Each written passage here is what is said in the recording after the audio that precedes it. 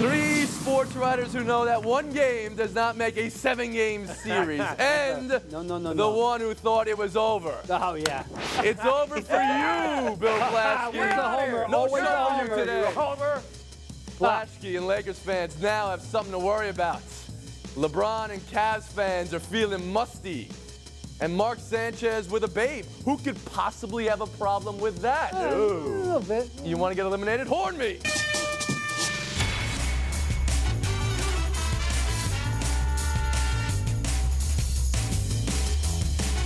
It's Around the Horn, presented by Nissan. Here's Tony Reale. Quickest elimination ever, and the mute hand is strong today. I kind of took a point away from Call's show when I muted Plaschke, so here's it back. In Los Angeles, replacing Mr. Plaschke, Woody Page. I'm eager to step in at the last moment. I got a new job at In-N-Out Burger, pays $10 all the food you can In eat. Dallas, Tim Calishaw. It's Follow Friday on Twitter. Follow me. Follow Top Cat. Let's follow Around the Horn. Let's go. Cleveland, Jay Mariotti. All my friends in Cleveland join me for the show today. In Boston, Bob Ryan. I'm all business today, Tony. You should be. What are you doing outside of a football stadium, Jay Mariotti? What's that about? I'm going to catch more passes than Braylon Edwards. Wilbon did this 2 days ago. You get a mute. Let's go to work.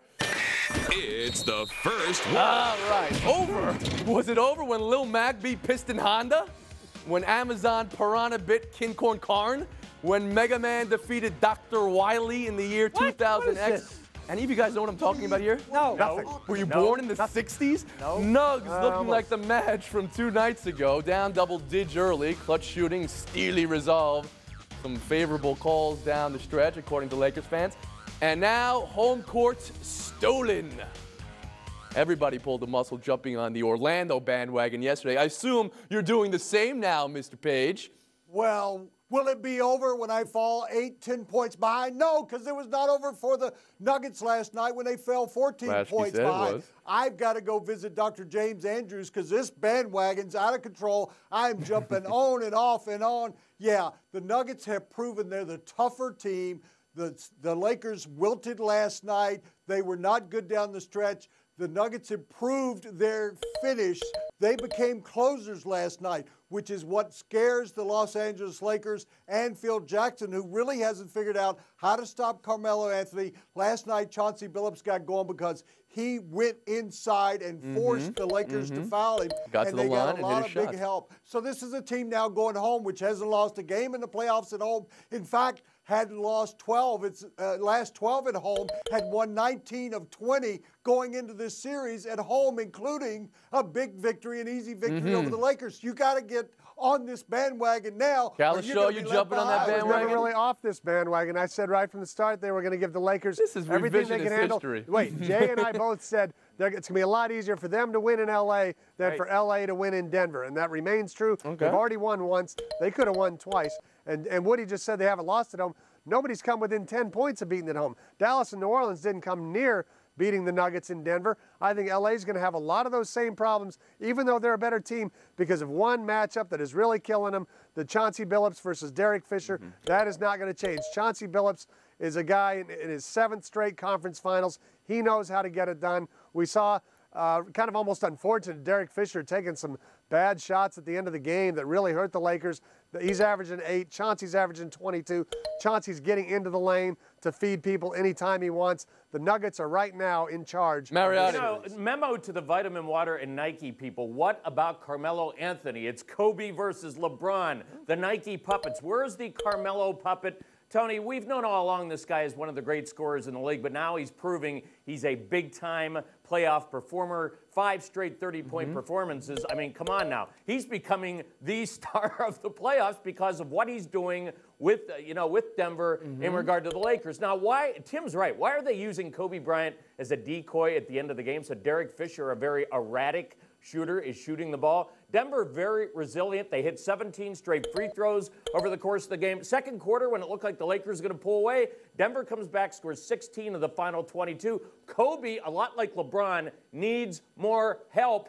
Carmelo has help in the form of Chauncey Billups. I've been on the Denver bandwagon all along. It's amazing how everybody's always been on this bandwagon. It doesn't seem that way. Bob, get in there.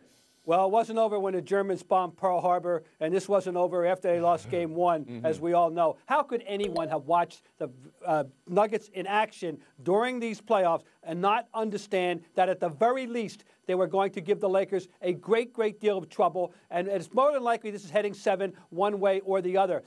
Tim, you're so right. Much more likely when it started that Denver would win a game in L.A. than vice versa, because then there is no more fearsome home court right now in the National Basketball Association than Denver at home, where they are impregnable. They average 7 points more a game at home in general terms. But what we're seeing now is a team that is maturing at the right time. George Karl said that they are far smarter and tougher than they were last year. Part of that is having Billups, of course, but it's more than that. Carmelo is doing more than just scoring. He's rebounding ferociously on the offensive boards. He's willing to take on the challenge of trying to stay with Kobe himself, something that he wasn't capable of before. And they came up with an X factor in Game 2. Now, this may be his one and only contribution, but you need these things. Linus Kleza saved their life, came off the bench, hit those threes. So everybody likes the Nuggets. I get it. Let's talk about the Lakers quickly, though. Kobe's got to take that last shot, right, Woody Page? Well, yes, and as Bill Plaschke and I left the arena last night, we heard people who were talking about a 4-game sweep now talking about that the Lakers should cut Fisher,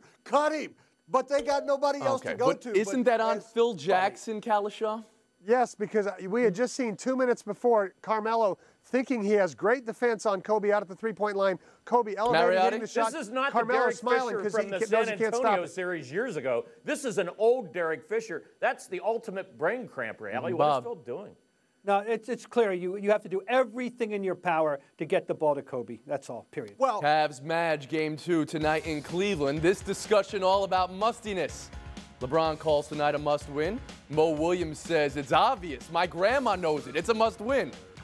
Do you agree in the mustiness here, Bob Ryan? Well, statistically, they've got a 6.65% chance of winning a series if they go down 0-2. So I would say it's pretty close to a must game for them, and they will win this game. But I want to tell you one thing. I, for one, have been very impressed with the Magic. I've seen them at their worst, and I've seen them at their best. And I think their worst is way behind them. They're not going to play a game as poorly as Game 5 against Boston again. Their weaponry is very strong. And I'll tell you one guy that I want to introduce into the conversation because he has been their X factor night in, night out, not just one time. That is Michael Petrus. Michael Petrus has been a killer in the playoffs, and I don't think that the Cavaliers have a matchup for him coming off the bench either.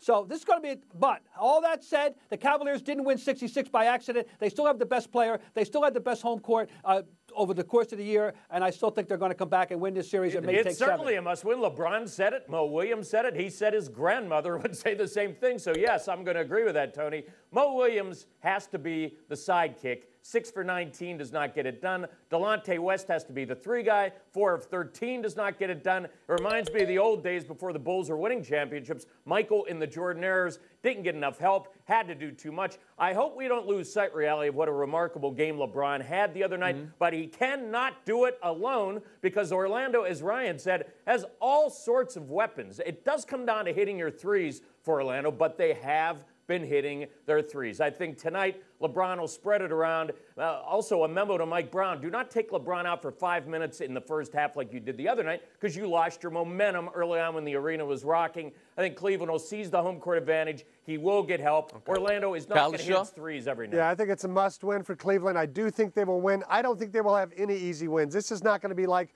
the first 2 rounds where they just mowed past Atlanta and Detroit. Orlando presents a lot of matchups with their three-point shooters that are troubling. And you look at Orlando's last 3 games, those 2 wins over the Celtics and winning Game 1. This team is just now figuring out what they can do, what they're capable of. Turkoglu's playing way better than he was even 2 weeks ago. They're going to continue to cause Cleveland a lot of problems when they have the ball. Quality over quantity here, Tony. Let me be brief.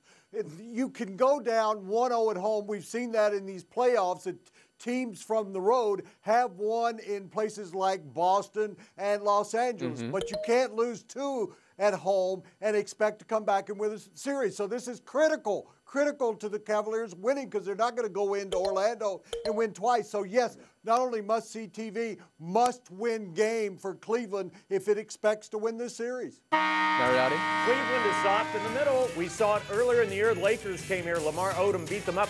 Dwight Howard, rally, is going to get his points. That's a given. Top Cat, real quick.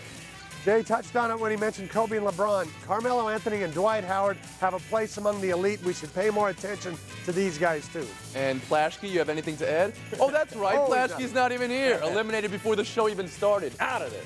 Let's take a break now.